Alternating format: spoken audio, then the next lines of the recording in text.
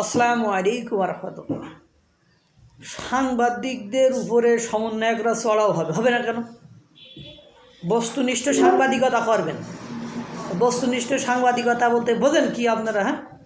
বস্তুনিষ্ঠ সাংবাদিকতা হলো যে আপনারা অন্যদের দোষ ত্রুটি অন্যায় সব তুলে ধরবেন, কিন্তু আমরা সমন্বয়করা যে দোষ ত্রুটি অন্যায় করবে সেগুলো আপনারা ছাপাতেও পারবেন না, কাউকে বলতেও পারবেন না, মিডিয়াও ছবি তুলতে পারবেন না কোনো এই ক্ষেত্রে, একদম না হলে মানে ইত্যাদি ইত্যাদি। মানে এটা আমার কথা নয়, বাংলাদেশ প্রতিদিন একটা রিপোর্ট দেখলাম, সেখানে বাংলাদেশ প্রতিদিন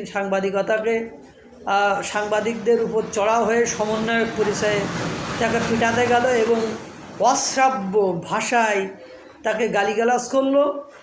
কারণ হলো তারা রাস্তায় দাঁড়িয়ে রাস্তায় ব্লকেট করেছিল বা রাস্তায় সমস্যা করেছিল, সেটা নিয়ে কিছু ছবি তুলছিল, এই কারণে তাদের সাথে এরকম করেছে। এবং তাদের তো অকথ্য ভাষায় গালিগালাজ করেছে এবং যেসব অঙ্গভঙ্গি জেসার তারা দেখিয়েছে সেগুলো ভাষায় প্রকাশ করা যাবে না। এটা একটা ঘটনা। এরপরে সিলেটের ছাতকের সুনামগঞ্জের টোল প্লাজায় গতকালকে সালে মানে সব প্রধান অন্যতম সিলেটের অন্যতম সমন্বয়ক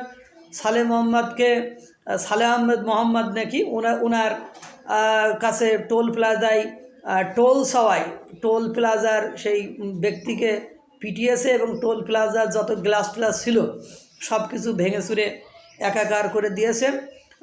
এক পর্যায়ে এসে সেনাবাহিনী সেখানে আসে, সেনাবাহিনী এসে দুই পক্ষের পরিবেশ পরিস্থিতি শান্ত করে এবং সমন্বয়কদের 10,000 টাকা জরিমানা করে। তো বুঝছেন, আর সমন্বয়কদের টোল দিতে হবে, কারণ তারা জীবন বাজি রেখে সংগ্রাম করে আজকের একটা স্বাধীন রাষ্ট্র, স্বাধীন দেশ আপনাদেরকে উপহার দিয়েছেন। আপনারা বরঞ্চ অন্যদের কাছ থেকে টোল নেবেন, নিয়ে ওদেরকে চাঁদা দেবেন, ওদেরকে মানে ওই যে গাড়িতে ঘোরেন না, ওই গাড়িতে তেলের দাম বাড়াই দেবেন, বিমান ভাড়া বাড়াই দেবেন, এসব করবেন। তা না, আপনারা কম মানে কোথা থেকে আপনারা এই সমন্বয়করা একটু চাঁদাবাজি যদি করে থাকে, একটু দুর্নীতি করে থাকে, সেইগুলো আপনারা মিডিয়া কেন দেখান? এতে দেখালে দোষ না, এগুলো দোষ।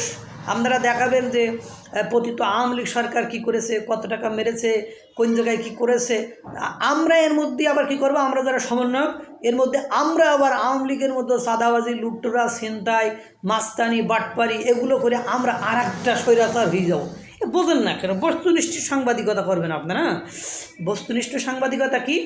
যে আমরা কোটি কোটি টাকা ঘুষ খাবো, আমরা বড় ভাইদের কাছ থেকে দামি গাড়ি নেবো, যেমন টিউলিপ সিদ্দিকি মানে রাজনৈতিক নেতার কাছ থেকে বা ব্যবসায়ীর কাছ থেকে বাড়ি নিয়েছে, সেটা দুর্নীতি।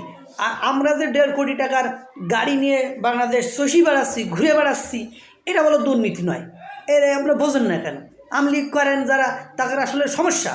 আপনাদের সমস্যা না হলে আপনারা সব কাজে কেন সমন্বয় ত্রুটি ধরবেন? এ টোল প্লাজায় টোল কেন দেবে তারা?